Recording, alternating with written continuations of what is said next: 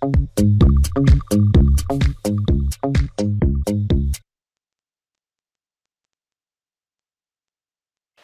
noite a todos, bem-vindos a mais uma live do Marquijur. Marquijur convida, e hoje eu tenho o prazer em receber aqui conosco o Dr. Frederico Afonso Isidoro. Ele vai falar um pouquinho com a gente hoje a respeito dos direitos humanos em tempos de pandemia. Um tema bem polêmico, um tema extenso e muito importante.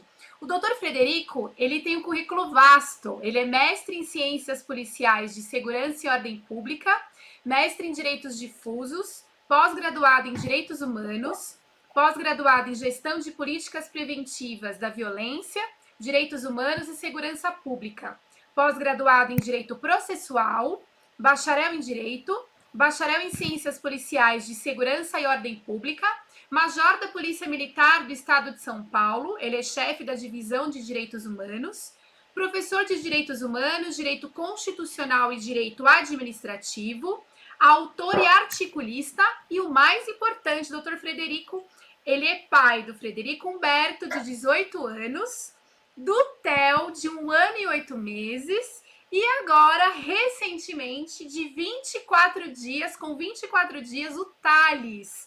Então, ele vai fazer um mês terça-feira. Então, Dr. Frederico, mesmo diante aí da vida conturbada, né, um pai recente com 2 bebezinhos em casa, se prontificou aqui junto ao Marquijur para falar um pouquinho com a gente sobre esse assunto. Doutor Frederico, muito obrigada por ter aceitado o nosso convite. É uma honra tê-lo aqui conosco nessa noite. Doutor Frederico, boa noite. Eu tenho que agradecê-lo, dizer que nós nos conhecemos na faculdade, né? Já há algum tempo já. Sempre convidado, nunca negou um convite, tem um coração enorme.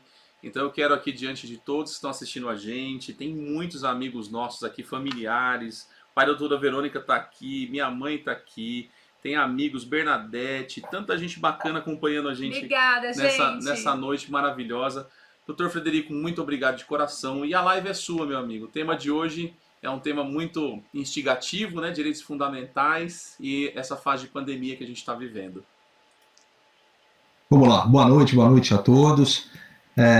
Professora Verônica, professor Josafá, sempre um prazer encontrá-los, atipicamente agora de uma forma virtual. Eu sempre agradeci a oportunidade que vocês me deram durante muitos anos de abrir ou de participar das semanas jurídicas da faculdade. É muito legal, adoro, é uma paixão que eu tenho.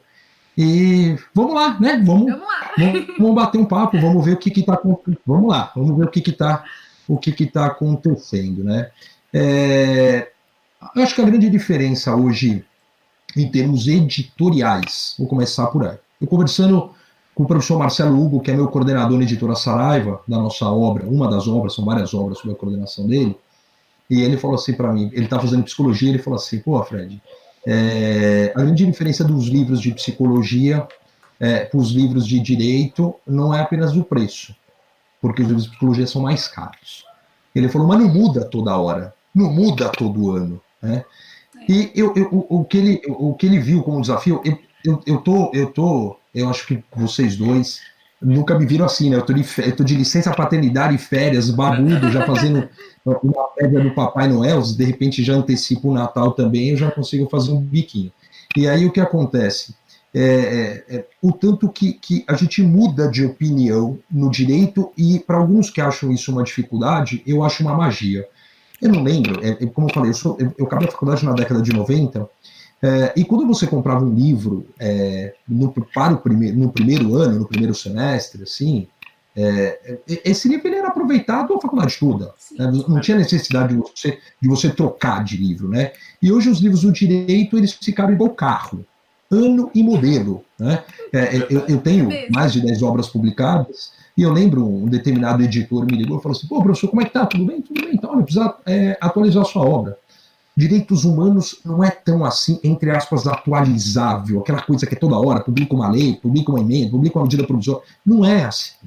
Eu falei, mas não tem muito o que atualizar aqui, naquela época.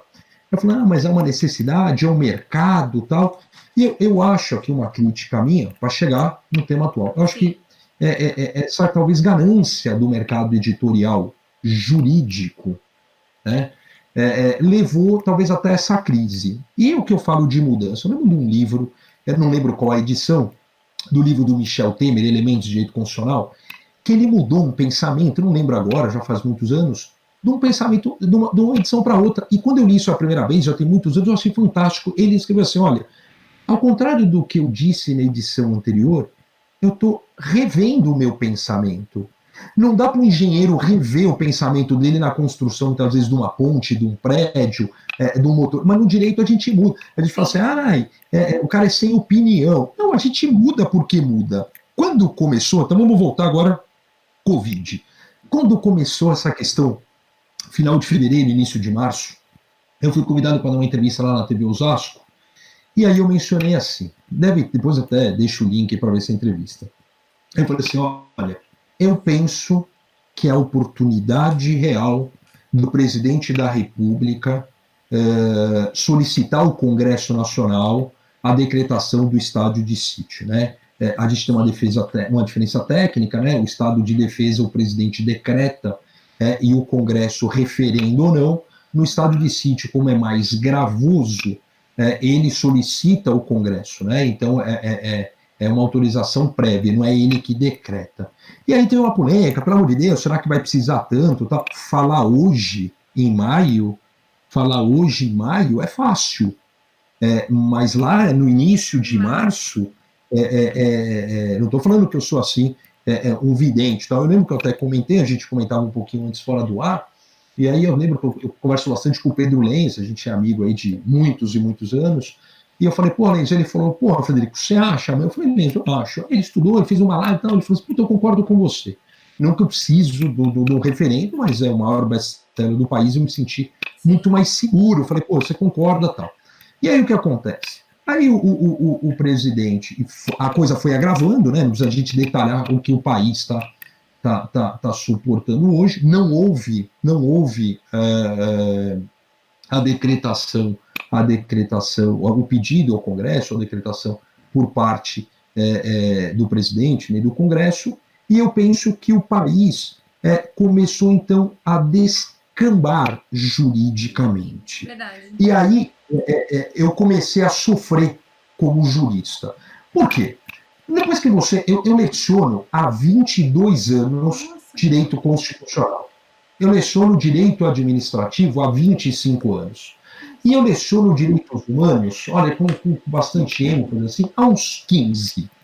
Então, não é de ontem, né? Às vezes as pessoas falam assim, professor, como é que sabe? A gente fala a mesma coisa há 20 anos, né? Então, a Constituição do artigo 1º do 150, ela está na cabeça. E eu comecei a sofrer com a liberdade de locomoção constitucional. É a lei maior. E, de repente, um determinado prefeito, eu proíbo o acesso à praia. Nossa. Eu lembro que só assim. Foi. Eu falei, gente, a praia é bem da União. Talvez, quem não conhece um pouquinho a minha história na docência, eu comecei como professor de cursinho muitos anos para depois eu ir à faculdade. Era até uma vontade, deixo até um beijo aqui, não sei nem se ela está assistindo, a professora Letéia, que foi ela que abriu a porta para mim, a gente fez mestrado junto, e ela falou, você quer dar aula? Eu já dava aula em cursinho há 10 anos, né? Quem dá aula em cursinho tem uma velocidade e uma dinâmica diferente da graduação.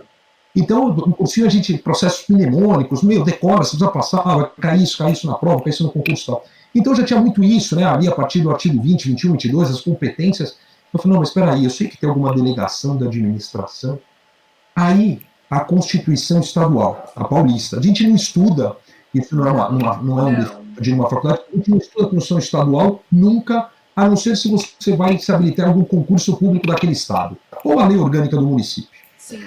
E aí eu descobri, não lembro agora também, é só pesquisar, eu descobri que tem um artigo específico, eu até consigo ver aqui, um artigo específico na Constituição Paulista, eu até ponho aqui, consigo falar com vocês e ver, só para ver exatamente Constituição de São Paulo, acho que é o 289, não tinha, confesso, não tinha conhecimento da existência desse artigo com essa literalidade, e aí quando eu li, insisto, isso ainda no começo da crise, né, porque eu confesso que eu mudei realmente boa parte aqui, minha opinião, praias, deixa eu pôr aqui, praias.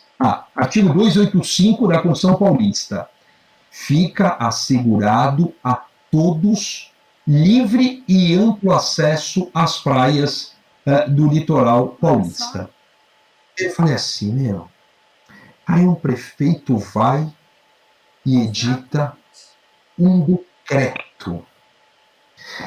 Para quem não lembra, até não ficar muito no juridiquês, que a coisa é aberta, nós temos o que a gente chama dos decretos executivos, de fiel comando de execução da lei, que estão lá no artigo 84, inciso 4 da Constituição. Compete ao presidente, aí por paralelismo, ao governador e ao prefeito, ele vai editar um decreto que é do poder normativo, do poder regulamentador, né, que ele vai regulamentar. Então a lei está lá, e será regulamentado em 30 dias, em 90 dias. Então, eu trago aqui um exemplo bem bobo, a lei da focinheira, que já está regulamentada, né? Fica proibido os cachorros das raças A, B e C, andar em locais públicos e tal. E aí o cachorro vai ser apreendido. Tem que vir um decreto para falar, vai apreender, vai multar, como é que vai fazer? Enfim, esses são os decretos executivos. E os decretos autônomos, que não é uma questão pacífica na doutrina, que são aqueles decretos que não regulamentam a lei, porque um decreto executivo, ele fica no limite da lei, ele nunca pode inovar, ele fica no limite da lei. E o decreto autônomo é aquele decreto que não vai regulamentar uma lei, que acaba fazendo, às vezes, de uma lei, e esse decreto autônomo não adianta falar, tem uma parte da doutrina que não reconhece, sendo que ele existe a penca. Bom, e aí eu comecei a ver o poder da caneta dos prefeitos. A coisa ela foi piorando, primeiro essas crises em praia, eu percebi que os prefeitos que detêm, na verdade é horrível o que eu vou falar, porque o certo seria falar assim, os municípios que detêm guarda municipal, mas não, na verdade os prefeitos que detêm as suas guardas municipais, os prefeitos, o que acontece? Começaram a usar as guardas com esse propósito. Então as guardas, foi até um dos artigos que nós escrevemos aí recentemente, inclusive 2 foram publicados no Jornal do Estado de São Paulo, porque isso, nos municípios que os prefeitos não tinham guarda municipal, isso era uma frequência tendendo a 0. E aí aconteceu aquele caso no município de Araraquara, que uma senhora foi presa, por ironia do destino, na praça dos advogados. E aí eu vi que a coisa começou a descambar, né? Ou seja, realmente que começou a haver um abuso, rasgando a Constituição. E eu comecei a passar mal. Falei, não é possível. Ele também começou a passar mal, doutor. Eu perguntava assim, cadê o Ministério Público Fiscal da Lei?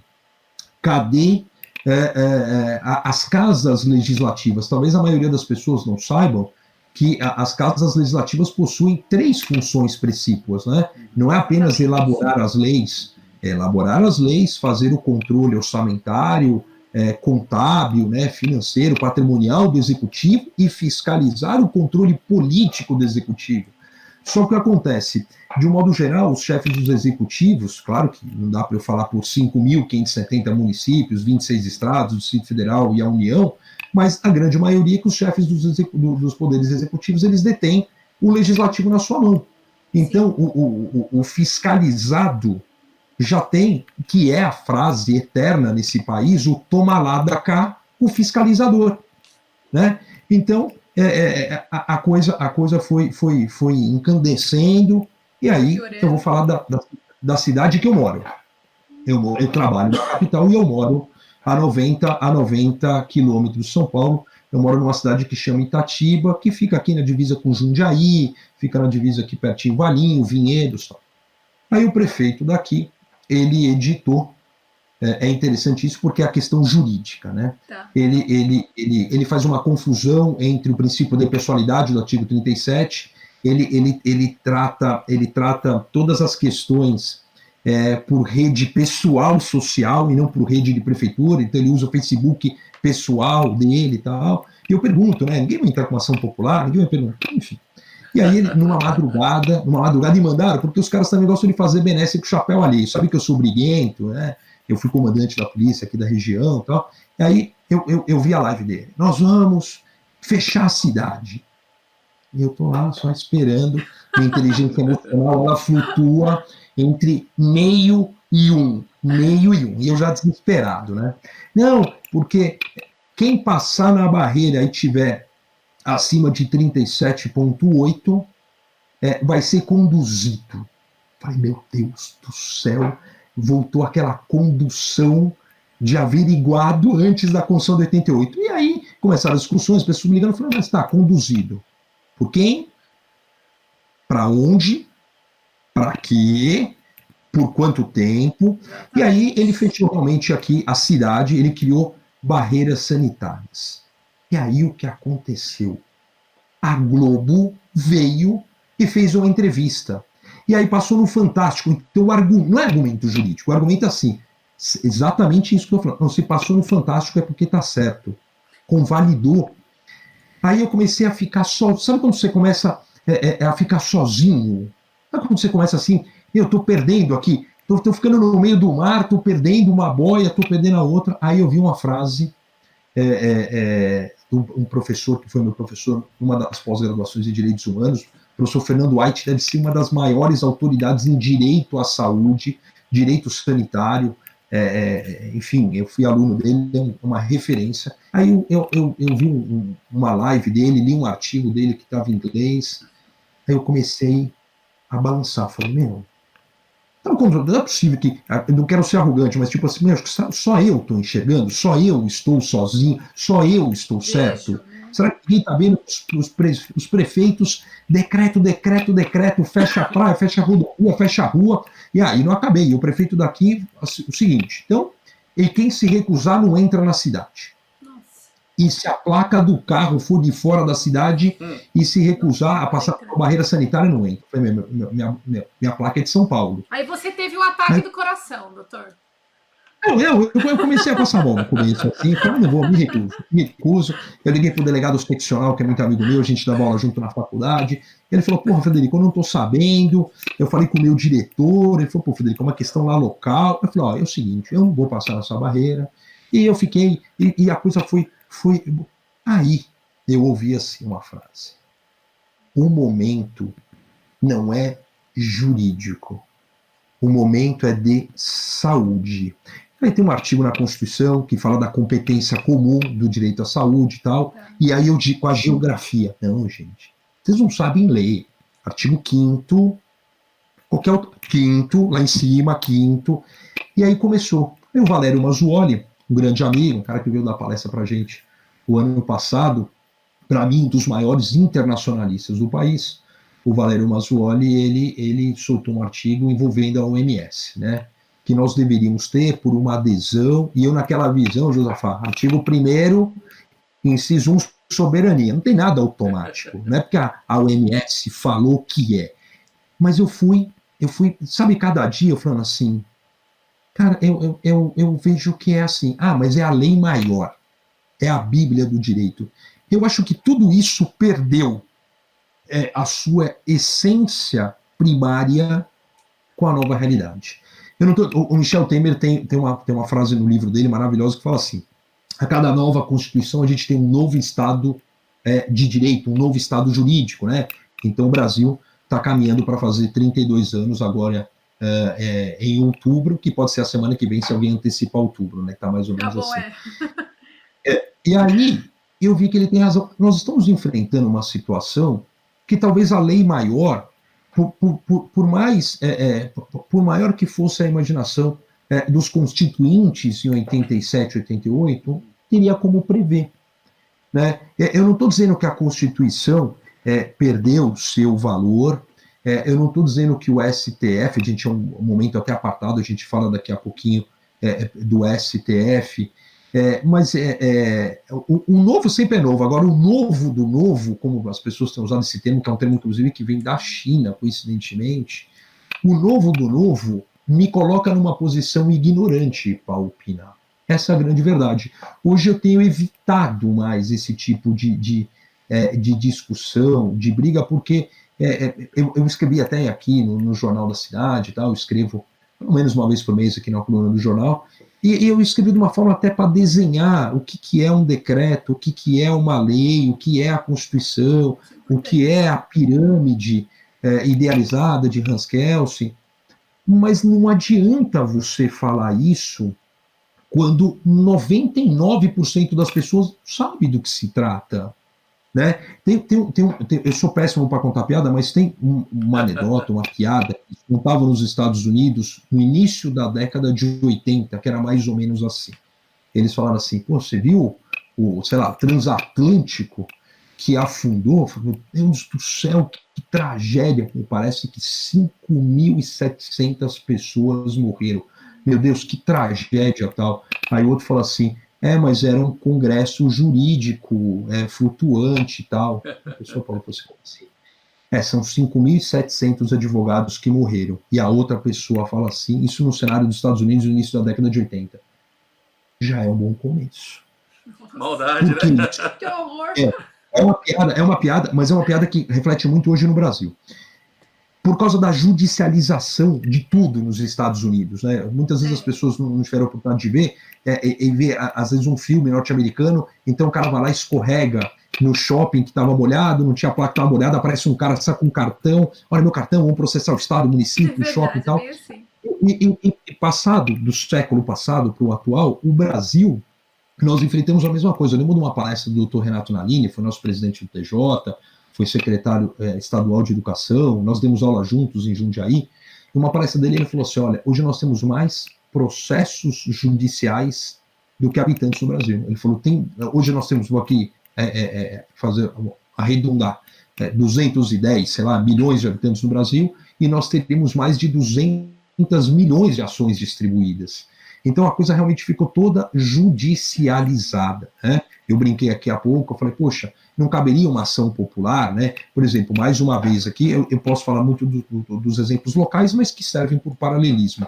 O prefeito aqui, ele vamos dizer assim, higienizou, ele passou com um caminhão higienizando a rua. Tá. Eu não sou sanitarista, eu não sou infectologista, eu acho que hoje eu já não sou mais nem jurista, porque a coisa realmente está difícil. Mas eu pergunto, qual que era a razoabilidade, a probidade de você limpar o asfalto, que imediatamente passou outro carro, passou outra pessoa. Então eu sempre com aquela visão, poxa, cabe uma ação popular. Não, ninguém se manifestou. É interessante isso, o meu medo é esse, ninguém se manifestou. Poucas pessoas, alguns vereadores até me procuraram da oposição, e eu lembro que uma vereadora ela falou assim para mim, poxa, mas a população está apoiando. Aí eu falei assim, eu fui até grosso, não com ela, mas eu falei assim, poxa, você me conhece, eu usei esse termo, essa frase, eu falei, eu não faço parte da manada, eu não faço parte da manada. Isso foi me fazendo um mal em março, em abril, né? O bebê estava até para nascer, eu fui soltando isso aos poucos, eu falei assim, eu não vou mais brigar, porque realmente você vê, aí o juízo, voltando a uma decisão dessa semana, o juízo, acho que de Itanhaém, fecha o acesso às praias. O TJ vai lá, derruba a decisão de primeiro grau. Aí essa semana, o juízo, tem uma nova situação, e vai lá e determina, por ordem judicial, o bloqueio às praias do litoral sul, né? Foi Itanhaém, Peruíbe, Pedro de Toledo, Mongaguá, enfim. E aí eu comecei realmente a pensar, falei, o judiciário, hoje tendo um protagonismo que o executivo não está tendo, né? Porque uma série de, eu estava lendo agora a decisão do ministro Celso de Mello sobre a liberação do vídeo, que tudo envolve, né? Tá tudo cercado, né? E aqui não dá para falar quem está certo, quem está errado, não é nem essa questão. Mas a dificuldade que eu vejo hoje, realmente, as pessoas de enfrentarem isso, né? Eu não vejo realmente assim, vamos enfrentar a associação comercial de vários locais brigando pela abertura do comércio, mas a perda sistemática de direitos, ela não está sendo brigada. Isso que dá medo. está relativizando uma série de direitos. Verdade. Exatamente. Doutor Frederico, eu tenho uma pergunta aqui para o senhor, uma pergunta minha pessoal, até pelo prazer que eu tenho, né, de estudar direito constitucional, gosto muito, e o seu tema toca muito o meu amor pelo constitucional. O doutor falou algumas coisas fundamentais. Eu tenho uma pergunta bem simples, mas antes dela, eu queria agradecer algumas pessoas que estão com a gente aqui. Emilau Academy, que é a doutora Eliane Otaviano. Segunda-feira estará com a gente, né? Obrigada, doutora. É o Papa do Direito Marítimo no país. O Cristiano está com a gente, Ednei. Está aqui o Vitor Raical, que esteve com a gente, né? Falando sobre direito digital. Obrigada, Professor Alexandre Lunardi também está com a gente aqui, prestigiando a sua live, doutor Frederico. Gente, meu pai está aqui, tem um monte de gente bacana aqui com a gente. Familiares, amigos, colegas, obrigada, gente, Balego Júnior, Jane está aqui, a Crisnia, todo mundo com a gente acompanhando. Gente, muito obrigado. E a minha pergunta é a seguinte, a Constituição de 1988, então quem está assistindo a gente, tem gente que é jurista e tem gente que não é. Então, só explicando a minha pergunta, o que o Dr. Frederico está dizendo é o seguinte, a nossa legislação funciona numa espécie de hierarquia, então tem uma lei acima das demais. Então, tudo que é decreto presidencial, decreto do governador, do prefeito, ele deve respeitar aquela lei que está acima, que é a Constituição Federal. Chegou nessa fase de pandemia, o doutor acredita que essa Constituição não estava preparada para essa fase de pandemia? Ou acredita que estava preparado, ou a interpretação está equivocada do judiciário e do executivo? Então, é o si, né? A gente brinca muito aqui em casa. Eu acho que quem joga em loteria e não faz si, não tem graça, né? A possibilidade de você ganhar numa mega loteria, só numa mega sena, é enorme, mas eu brinco muito com a Thaís aqui em casa, falo assim, Thaís, tem que estar preparado, você ganhar 100 milhões, você fala, não sei o que eu vou fazer, né? E se ganhar? A questão que eu volto é, e se o presidente tivesse decretado o estado de sítio? Boa pergunta. Eu acredito, quando você volta, até deixei a Constituição aqui para mim, quando você vai lá na Constituição, no artigo 130, deixa eu descer aqui, é justamente para ver o que ela permitiria nessa situação. Acho que é uma questão interessante até para a gente ver o não e o sim, né? É interessante até você ver o nome do título, né? Da defesa do Estado e das instituições democráticas. É interessante você, não fomos nós que escrevemos, é a nossa lei maior do país, está lá no título 5. Então, assim, é da defesa do Estado e das instituições democráticas. É uma crise constitucional quando há essa questão. E ele fala, o que interessa aqui para mim é o artigo 139, o que poderia ser feito nesse Estado. Então, olha que interessante. A primeira, acho que é fundamental. Obrigação de permanência em localidade determinada. Então, aqui, a liberdade de locomoção, se não me engano, acho que lá no inciso 15 do artigo 5º, ela considera-se, então, relativizada. Porque hoje é um grande problema isso. Eu acho que é interessante falar, lockdown, com a competência jurídica para o cara fechar lockdown, enfim. Então, o que acontece? Eu tenho um estado de sítio, obrigação de permanência em localidade determinada. Vai vir o decreto e já vai falar detenção em edifício, questões aqui, suspensão de liberdade de reunião. Olha que interessante, fantástico. Busca e apreensão em domicílio, de repente está lá no domicílio aquela festa, naquele condomínio, naquela casa, né? Intervenção dos serviços públicos, requisição de bens. Deixa eu voltar aqui com a imagem de vocês. Então, eu acho que o estado de sítio, ele será muito tranquilo. E, voltando até aqui, no parecer que o presidente da OAB, o presidente nacional da OAB, o Felipe Santa Cruz, fez de 20 de março,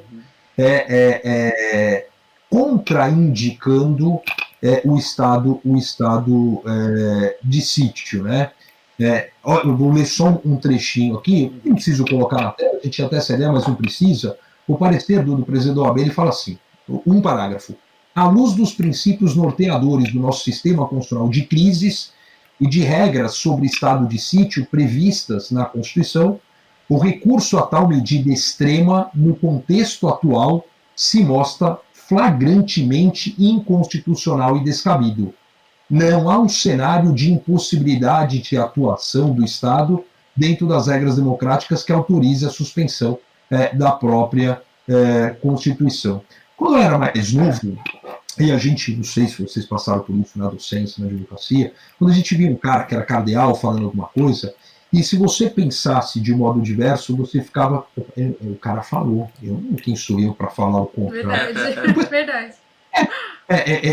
Eu lembro das aulas do Fernando Capês no Damásio, eu tive a oportunidade de ser aluno dele e depois ser professor no Damásio durante anos.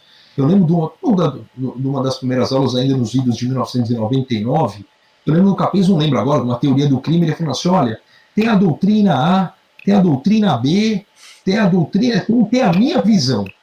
E se, pô, será que um dia eu vou poder falar assim, tem a minha visão? Então eu vou te falar assim, ó, eu sou totalmente contrário ao que está dizendo o parecer do Conselho Federal da OAB. Todo mundo sabe da ideologia do Felipe Santa Cruz, contrário ao presidente Jair Bolsonaro, então já foi, porque o que eu vi muita gente falando foi o seguinte, você imagina decretar o estado de sítio com esse presidente? A Constituição Federal ela não fala assim, olha, se for o presidente assim, pode, se for o presidente assado, melhor não. Né? Então, assim, é de uma bagunça subjetiva que realmente me traz, assim, como estou falando, um desespero. Então, não tivemos o estado de sítio, que seria uma questão jurídica nacional uniforme de liderança. Para quem não lembra, 26 estados, o Distrito Federal, 5.570 municípios, mais a União.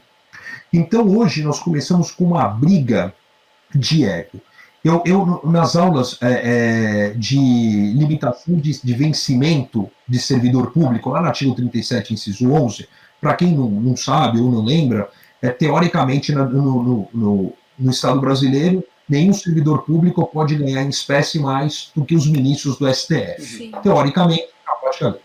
Então, teoricamente. E aí eu brincava assim, eu falava assim, será? Porque você tem um limite, né? No município, no executivo, ninguém pode ganhar mais que o prefeito, no estado, ninguém pode ganhar mais que o governador, no legislativo, ninguém pode ganhar mais que o deputado, por aí.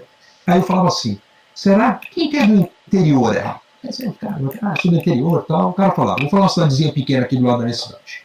Morungaba, uma cidade que tem 10 mil habitantes. Aí eu falava assim, será que o prefeito de Morungaba pode ganhar mais que o governador? 99%. Claro que não pode. E mais que o presidente. E muitas vezes, presidente Lula, presidente Dilma, até antes, o salário deles, em espécie, o contra-cheque era muito baixo. Era coisa de, quando eu digo baixo, como presidente. Sim. Tipo 12 mil, 15 mil, e todo mundo ganhava mais. Os vencimentos do Supremo eram 2, 3 vezes mais. E quando eu falava isso, eu falava assim, você sabe que o prefeito lá ganha 18 mil e o presidente da República 12? Aí eu não olhava e falava assim, por que eu fiz esse paralelo? As pessoas no Brasil que não têm essa formação de ciência política, de teoria geral do Estado, eles enxergam, eles acreditam que haja realmente uma hierarquia no município em relação de subordinação ao Estado e de subordinação à União. Quem manda mais? O presidente ou o governador? É claro que é o presidente.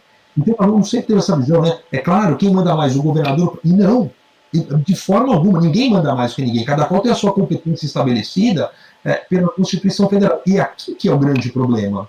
Porque hoje, o que acontece? Você começou assim, eu vou te falar pelo Estado de São Paulo. Então, o presidente da República, ele edita um decreto que ele fala lá com o poder da Anvisa, tudo amarrado. Eu entendo que a atividade essencial é isso. Os cultos religiosos, as academias. Aí o governador de São Paulo fala assim, eu não vou cumprir o decreto do presidente. Aí o problema vem o seguinte, aí ele solta um decreto e fala que é impositivo aos 645 municípios. Então, assim, essa disparidade de armas, isso estamos falando do estado de São Paulo, a gente pode pegar uma série de estados e ver, o município tal falou que não vai ter, então assim, a minha visão jurídica, ela está bagunçada nesse sentido, né? O decreto hoje, ele me lembra, talvez o antigo decreto-lei antes da Constituição de 88, ou um período ruim da história não democrática do Brasil de 64 a 85, os atos institucionais. O que eu tenho visto hoje, num dos artigos que eu escrevi no Estadão, eu falei sobre isso, é que as autoridades, os chefes do executivo, eles estão flertando com o crime de secessão. Então, eles estão assim, aquela olhadinha, né, aquela deixa, não é escancarado, porque cabe intervenção federal nos estados, nesse caso, mas cada qual está tratando como se fosse realmente o seu quintal. Aqui no meu município ninguém entra. Aqui no meu estado é assim, não interessa o resto. Só que nós somos o quê? Uma federação. Né? A soberania é da República Federativa do Brasil. Eu deixei muito claro isso nos artigos recentes. Estado e município não tem soberania. Estado e município têm autonomia. Quem tem soberania é a República Federativa do Brasil. Então, Estado e município têm limites implícitos e explícitos na Constituição Federal, na Constituição Estadual e nas leis orgânicas dos municípios ou do Distrito Federal. É essa bagunça que me assusta. Uma analogia, uma comparação até pobre da minha parte, mas é mais ou menos assim. Você comprou um carro a gasolina. E aí você para no posto e fala assim, completa com diesel. É essa a visão que eu tenho. Pelo amor de Deus, está aqui escrito na portinha do combustível, gasolina, no manual de instruções do carro que ninguém lê. Né? Quem lê a Constituição?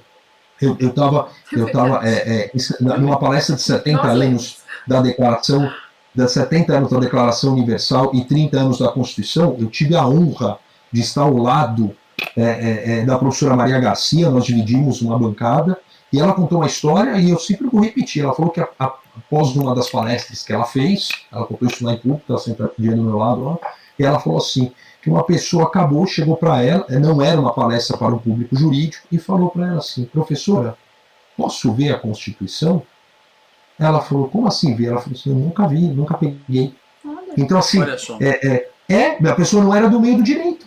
Né? Então nunca vi, nunca peguei. Eu aposto, assim, eu pergunto pro meu, eu tenho certeza, eu tenho certeza que o meu filho, que faz economia na PUC, nunca pegou a Constituição na mão, nunca viu. Eu tenho certeza que minha mãe, que é psicóloga, nunca pegou a Constituição e viu. Eu tenho certeza que minha mãe, que é economista, formada pela Universidade Federal, porque não é do meio. E tinha que ser obrigatório, no ensino médio. Não é ensinar direito constitucional.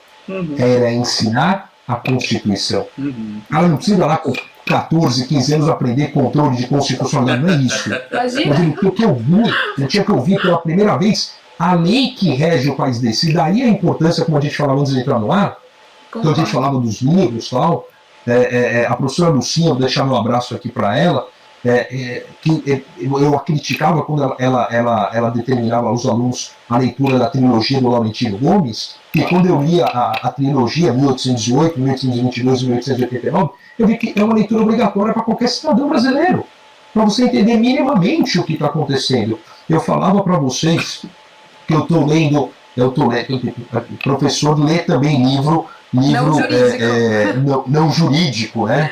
Que os caras acham que a gente só lê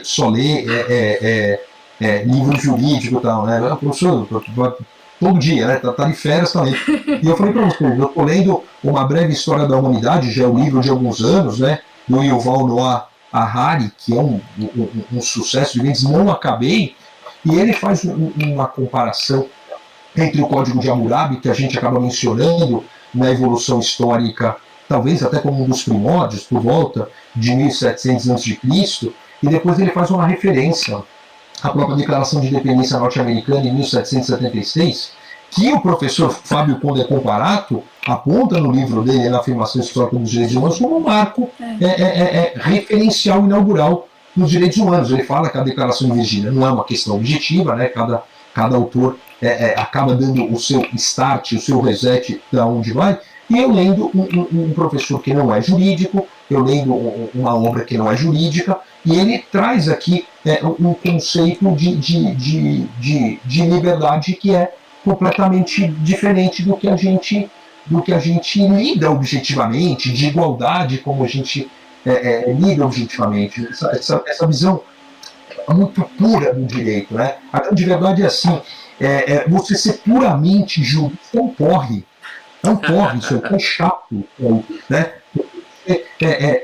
É o nosso meio. Eu lembro, eu em tanto lugar depois de 20 anos, que não daria aqui nem para não. Eu lembro num centro universitário, num dos centros universitários que eu lecionava, que todas as salas dos professores, todas as salas dos professores eram uma só, de todas as faculdades. Menos arte. A sala do direito era separado.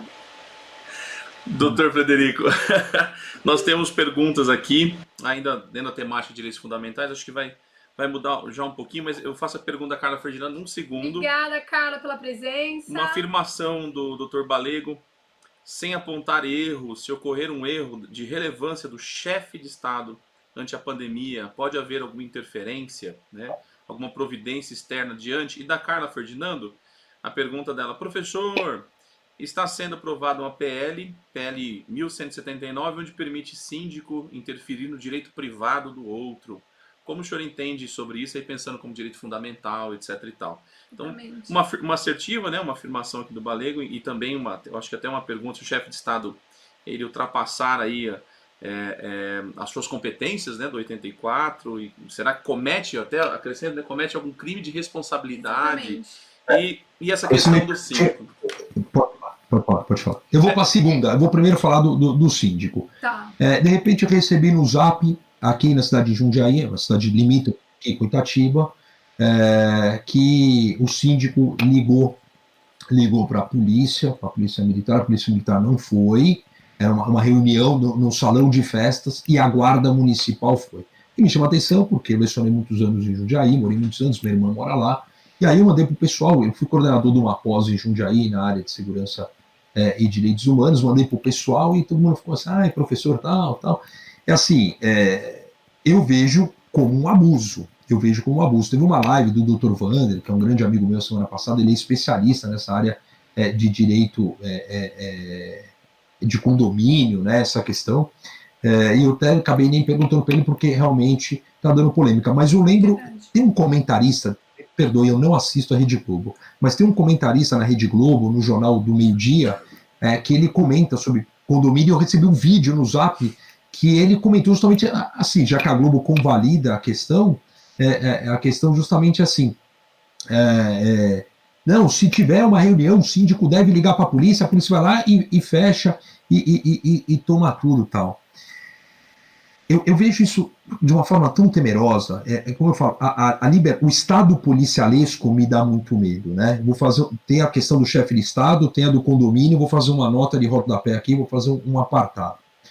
Quando começaram os projetos de lei antifumo, lá atrás, de competência estadual, um estado era proibido fumar, área reservada aos fumantes, eu já deixo bem claro, eu não fumo, não suporto o cigarro, tenho rinite, então não é isso.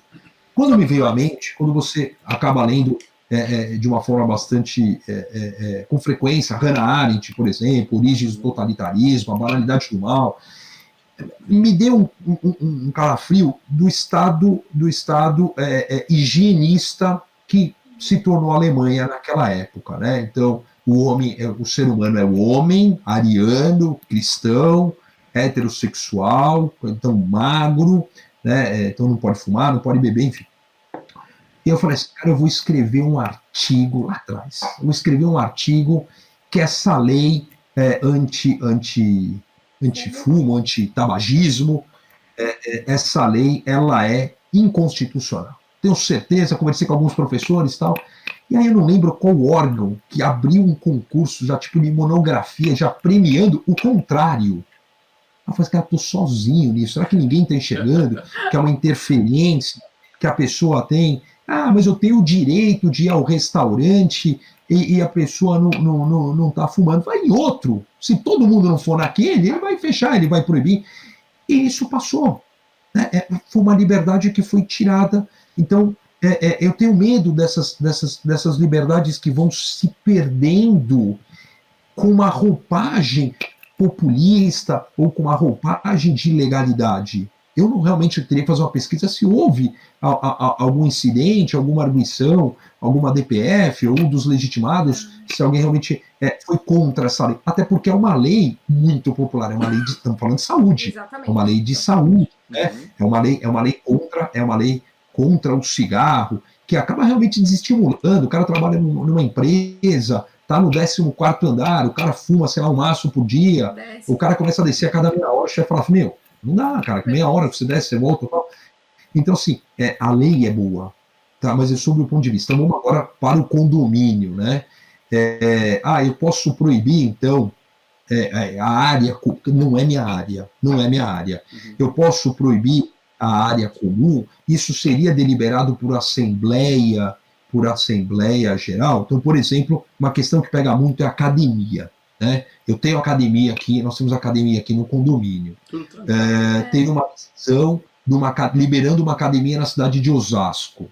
O presidente da República coloca a academia como essencial.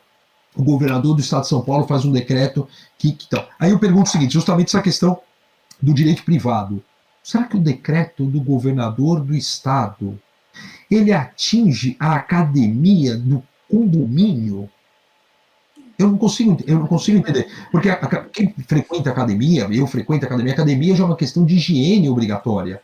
Né? Já tem o seu uma academia organizada, cada aparelho, isso sempre foi assim. Você já tem um spray de um higienizador, um álcool, um desinfetante, alguma coisa assim na própria academia, regra básica numa academia é que você leve ali uma toalha, alguma coisa pessoal, né? Que você, então a cada exercício você saia do aparelho e limpe, né? Então que você limite o acesso, à academia, que é outra briga que eu tenho dentro do meu condomínio. Eu nunca vi essa academia aqui com mais do que 5 pessoas, nunca vi. Agora tá fechado, entendeu? É igual a minha. Aí o pessoal reclama que tá fechado, mas só vão 5 pessoas. Eu tenho uma academia lá no quartel da polícia, nós temos uma academia e veio a ordem para fechar. Aí eu falei, pelo amor de Deus, isso aqui nunca encheu. Fechou. Veio a ordem para fechar, é ordem, você não questiona. Aí eu falei, mas qual o problema? Porque o ambiente é fechado. Pega os aparelhos e põe lá fora. Aquilo que não for aparelho eletrônico, como esteira, aparelho de polia, cabo de aço, põe lá fora. Não colocaram lá fora. Porque eu penso, e a gente pode até depois voltar nessa questão da liberdade religiosa dos cultos, que a atividade física, nesse sentido, é uma atividade essencial. Vamos para a omissão ou comissão do chefe de Estado brasileiro nesse sentido. Doutor Frederico, só acrescendo, o doutor Rodrigo pediu para acrescer o seguinte, inclusive se ele descumprir tratados internacionais. Ótima pergunta. Então vamos pegar primeiro a questão do tratado internacional. Bom, qual é o tratado internacional? E em qual esfera que o tratado internacional está? Para quem não sabe, nós temos então, eu acredito que 3 possibilidades. Um tratado internacional que o Brasil não incorporou. E por isso eu tenho receio que tudo que a Organização Mundial da Saúde fala é automaticamente incorporado no Brasil. Não é assim. Uso discordado do professor Valério Mazzuoli. Não é no automático, né? Não é no deixa o botãozinho automático. Então o tratado internacional não foi incorporado. Não faz parte do ordenamento jurídico brasileiro. Bom, próximo passo. Ele foi incorporado. Ou ele é uma norma com equivalência constitucional, e não é o caso, porque nós só temos 2 normas com equivalência constitucional. A Convenção Internacional de Nova York de 2007, que trata das pessoas com deficiência, o seu protocolo facultativo, na verdade seriam 2 documentos, e o Tratado de Marrakech de 2013, também com o seu protocolo, que trata da acessibilidade maior às pessoas que têm deficiência visual. Né? Não estou falando aqui apenas do deficiente visual total, do cego, mas do deficiente visual total. Então, que as editoras deveriam realmente dar esforço de fazer livros adaptados, em braille, letra maior, enfim. Então só tem esse, então não é. Então o tratado internacional, ele teria então uma posição supralegal. Qual o tratado internacional que nós estaríamos então aqui afrontando? Eu recebi hoje, vou até olhar aqui, eu recebi hoje um colega de Portugal, Mauro César, meu irmão, se estiver nos vendo, aquele amor do Brasil, e o Mauro ele mandou para mim assim, ó. Ele falou assim, Fred, dá uma olhada para você na live da noite. Ele falou assim, a Declaração Universal sobre Bioética e Direitos Humanos. Olha. Artigo 6º, consentimento. 1. Qualquer intervenção médica de caráter preventivo, diagnóstico ou terapêutico só deve ser realizada com o consentimento prévio, livre e esclarecido da pessoa em causa, com base em informação adequada. Quando apropriado, o consentimento deve ser expresso e a pessoa em causa pode retirá-lo a qualquer momento, e por qualquer razão, sem que daí resulte para ela qualquer desvantagem ou prejuízo, né? Acho que isso é extremamente pertinente no caso aí da cloroquina. Voltando ao crime de responsabilidade. Ainda bem que nós estamos no ambiente virtual e não me cabem pedradas aqui para receber. Eu confesso a vocês que passado esse tempo, eu tenho muita reserva no processo de impedimento político de Dilma. Preciso voltar um pouquinho, né? O presidente, o senador, o ex-presidente Fernando Collor cai por causa da Fiat Elba, a presidente Dilma cai por uma pedalada que todos os presidentes fizeram, né? Eu não sou eleitor dela, aqui vendo como professor. É golpe. Cara, na verdade, deflagrou no rito que determina a Constituição, que pediu autorização, a Câmara autorizou e o Senado julgou, né? Para quem não lembra, o presidente do STF foi o Giosti, que é o maestro, não julga nada, né? Foi seguido. Quando você vê a lei de responsabilidade de 1950, 59, uma coisa assim, né? Além do artigo 8 da Constituição, ela é muito ampla. Ela é muito ampla. Então, desculpa, não lembro do nome, mas quem perguntou, o presidente ele poderia estar incorrendo em crime de responsabilidade? Eu penso que sim. Eu penso de uma forma muito tranquila, né? Por que o ex-presidente Lula não caiu como mensalão? Porque ele tinha o Congresso na mão. Então, o processo de impedimento político, o impeachment, a gente se você tem o Congresso na mão. Porque é ele que vai dar o sinal verde, ele começando pela Câmara dos Deputados. Então, eu entendo que sim. Quando você olha, eu até minimizo aqui a tela, deixa eu botar aqui na Constituição, quando você vai lá para o 85, você quer ver? Ele é muito aberto, não é só um descumprimento, descumprimento da Constituição. 9287 está aqui. São crimes de responsabilidade os atos do presidente da República que atentem contra a Constituição Federal. Poxa, que atentem contra a Constituição Federal. Nós temos 250 artigos, mais de 100 transitórios. Você pega o artigo 5º com quase 80 incisos, você pega o artigo 7º com mais de 30, você tem mais de 500 disposições. Sim. Como é que você não vai achar alguma coisa aí que está descumprindo? Eu penso que sim. Legal. Doutor Frederico, eu quero fazer menção do doutor Alexandre Volpiani, mandou um abraço aqui para o senhor, vice-presidente da OAB, subseção Osasco, está aqui com a gente. E tem uma pergunta do senhor João Rodrigues, que é o pai da doutora Verônica. Ah, meu pai adora as perguntas. Obrigada, nepotismo, hein? Total. O senhor João perguntou o seguinte, fez uma assertiva, né, e uma pergunta no final. Além do povo, né? Não, além do povo nunca ter lido a Constituição Federal, temos muita dificuldade em entender os deveres e competências de cada poder. Hoje está uma bagunça, um poder agindo como o outro. Como regrar isso? Excelente pergunta. Boa pergunta. Excelente pergunta. Vamos lá. O artigo 2º da Constituição fala da independência e harmonia entre os poderes, né? Se o significado, se a etimologia de harmonia não mudou, ela foi esquecida, né? Nós temos qualquer coisa hoje menos harmonia. Exatamente. Né? Eu penso que a decisão monocrática do ministro Alexandre de Moraes impedindo a nomeação de um diretor de polícia, que é uma competência exclusiva do presidente da República, ali virou até meme e tal, foi uma questão... É difícil para nós, como professor de direito constitucional, sustentar isso na sala. O aluno fala assim, professor, explica aí. Para explicar, vamos falar, porque não tem mais futebol, vamos falar de futebol, porque não tem, não consigo. Você pega qualquer manual, você não tem respaldo. Né? Você fala, o manual sou eu vou criar. Então, assim, você vê essa interferência, então, contundente do judiciário nas suas esferas, né? A gente fala do Supremo porque dessa, entre aspas, né, não é a repercussão geral técnica, mas dessa repercussão nacional, todo mundo fica sabendo, e às vezes a gente não fica sabendo das decisões locais, né? Você tem o legislativo na sua omissão, na minha opinião, nos locais, então nas câmaras municipais, as assembleias legislativas, não fazendo o controle político do prefeito ou do governador nessa edição reiterada de decretos autônomos, né, esses decretos autônomos teria que fazer um controle político, eles são inconstitucionais, né, não são ilegais. E como balizar isso? Olha, é difícil falar aqui de curva, de leito, eu não tenho capacidade para enxergar isso, né?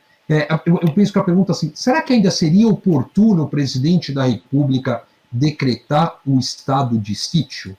Eu penso que sim. Eu penso que juridicamente, voltando aqui na ciência jurídica, que juridicamente seria uma forma de você pegar todo mundo na mão e agora está comigo. Exatamente. E agora está, entendeu?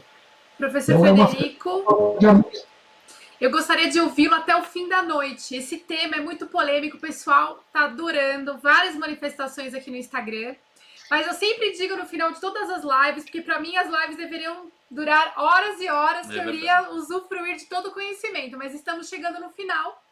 E, infelizmente, no fim, é um tema maravilhoso, direitos humanos, direitos fundamentais, e discutir essa questão dos poderes, de todas essas normas e dessa bagunça que o Brasil vem vivendo desde o início de março, que o senhor bem trouxe na live de hoje, daria aí uma live de muitas horas. Mas, infelizmente, a gente precisa encerrar. Eu agradeço muito que o senhor aceitou nosso convite. Agradeço a participação de todos na noite de hoje, as perguntas, as manifestações. Enfim, a todo mundo que nos acompanha, tanto no canal como no Instagram. O vídeo da live de hoje, na semana que vem, já estará disponível no canal Marquijur, para quem perdeu, não conseguiu assistir, ou para quem chegou na metade e perdeu o início, que foi muito bom. Exatamente. Muito obrigado, professor. E... Olha, Dr. Frederico, você encontra ele no Twitter, no @FredericoAfonso, no Instagram, Professor Frederico Afonso, e se quiser mandar um e-mail para o Dr. Frederico, ficou com alguma dúvida, professor.frederico@uol.com.br. Eu quero agradecer, Dr. Frederico, dizer para as pessoas que estão assistindo, todo mundo falando dessa caneca aqui, ó. É verdade. A caneca do Marquijur. Dr. Frederico, essa caneca, assim que acabar a pandemia, chegará na sua casa, viu? Nós daremos não essa é minha, né? Outra. Nós faremos um mimo entregando aí para o senhor em agradecimento a essa noite. Não dá para a gente se encontrar pessoalmente, mas já está prometida aqui a caneca. E, gente, muito obrigado. A gente sempre costuma falar no final que a razão da nossa live é o nosso convidado e vocês estão assistindo a gente. Então, muito obrigado a todos. Dr. Frederico, muito obrigado. Segunda-feira tem mais live com a doutora Eliane Otaviano, e as considerações finais para o Dr. Frederico nesses minutinhos finais. Um agradecimento pelo convite, agradecer sempre a minha esposa, lembrar, né, Verônica, se você, Josafá, vira a Thaís barriguda, depois barriguda de novo e tal. E ela tá aqui, viu, acompanhando, tá acompanhando. Obrigada, Thaís! Não tá mais barriguda. Eu vou agradecer primeiro a minha esposa, por óbvio, ela que falou assim, arruma essa bagunça. Eu tô em casa de férias, né, virou aqui, não é nenhuma crítica, né, mas virou um bordão no nosso meio, sempre a biblioteca e tal, e eu acabei levando meus livros para São Paulo, estão no meu trabalho, que é onde eu uso diariamente. Ela falou, vamos arrumar essa bagunça aqui no seu escritório. Então, eu tenho aqui em cima uma foto do Bruce. Eu preciso agradecer os meus cachorros por não terem latido, porque eu tenho 4 cachorros que poderiam passar aqui, latir, brigar, e acontecem uns quebra-pau aqui, pira e mexe. Agradecer o pequeno Thales, que não chorou, né, que deve estar mamando, deve estar ali num cantinho. Eu tive que deixar o Theo na minha sogra, porque ele ia vir papai, então é sempre uma oportunidade. E eu queria só realmente, a gente discutiu muito essa questão de liberdade, né? E eu havia falado do livro dessa referência que liberdade hoje a gente já não sabe mais o que seria, né? Nós aprendemos que liberdade é sempre o direito de ir e vir, de permanecer no local, né? Essa figura tão constitucional, tão literal, né? E quando você e quando você vê essas outras definições de liberdade, elas me causam sempre aquela reflexão. Mas o pensamento da escritora Cecília Meirelles é o pensamento que eu deixo aqui para nós no final, né? O pensamento dela quando ela fala que liberdade é uma palavra que o sonho alimenta, não há ninguém que explique e ninguém que não entenda, né? Cada qual hoje tem uma visão do que está sendo a sua perda de liberdade nas mais diversas esferas e que a gente saia disso evoluído. Com certeza, professor. Muito obrigada mais grande uma vez. beijo, né? Se cuidem. Se cuidem. Fiquem em casa Fiquem em e casa. até a próxima live. Até semana que vem, gente. Até a próxima live, gente. Um grande abraço. Tchau, tchau a todos.